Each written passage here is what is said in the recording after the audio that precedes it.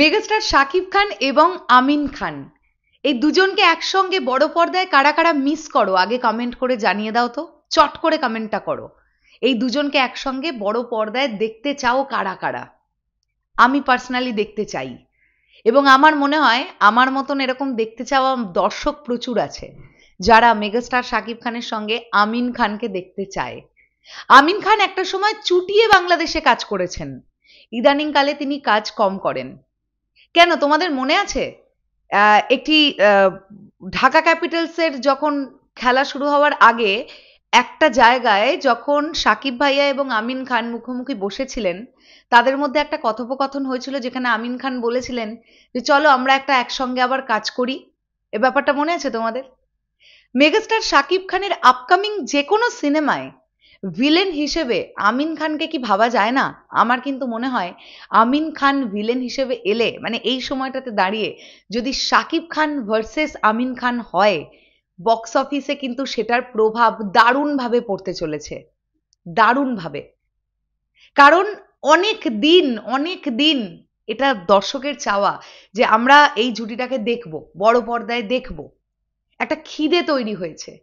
দেখো সেই দিনের রিলসটা আমার চোখের সামনে এলো বলে আমি তোমাদেরকে একটুখানি দেখাই। আবার কি একসাথে কাজ করা যায় না নাকি? কি মনে হয়?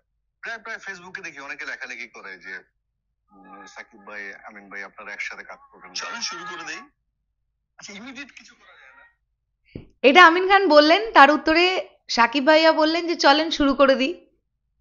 তো আসলে এনারা দুজন চাইলেই শুরু হওয়া তো এভাবে যায় না। প্রডিউসার, ডিরেক্টর যারা যে ছবির জন্য ভাবছেন তাদেরকে এই ব্যাপারটা নিয়ে ভাবতে হবে একটুখানি, যে আমিন খানকে কিন্তু আবার একটা দারুণ একটা বেশ দমদার একটা ক্যারেক্টার দিয়ে একটা ব্যাক করানো। প্রচুর মানুষ কিন্তু আমিন খানকে বড় পর্দায় চান, ডেফিনেটলি চান। এবং সেটা সাকিব ভাইয়ার ছবিতে সাকিব ভাইয়ার সঙ্গে যদি স্ক্রিন শেয়ার করতে দেখি তাহলে তো জাস্ট দারুণ হবে, আমার কোথাও গিয়ে এটা মনে হয়। দেখো এখন যেহেতু মেগাস্টার শাকিব খানের সিনেমা কেন্দ্রিক কন্টেন্ট বা আপডেট তুলনায় একটু কম আছে, আমরা এগুলো নিয়ে আলোচনা করতে পারি। আজকে আলোচনা করছি, হতেই তো পারে 1 বছর বা 1.5 বছর পরে আমরা বাস্তবে এটা ঘটতে দেখলাম, তখন তো আমাদের ভাল লাগবে যে আমরা আলোচনা করেছিলাম, আমি আলোচনা করেছিলাম বা তোমরা কমেন্ট করেছিলে এই ব্যাপারটা।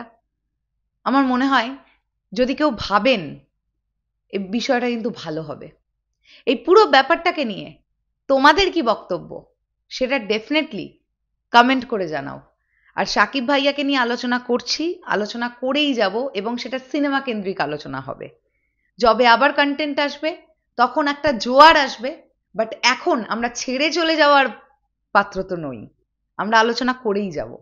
ওই লয়ালিটিটা আমাদের মধ্যে আছে, এটা তোমরা আরো দিন গেলে বুঝতে পারবে। কারণ সাকিব ভাইয়াকে অনেক রেসপেক্ট করি, অনেক ভালোবাসি, প্রথম দিন থেকে বলছি, আজও বলছি, আজ থেকে 10 বছর পরেও বলবো। শেষ করলাম ভিডিওটা, আসছি আবার খুব শিগগিরই। তাহলে এখনের জন্য টাটা।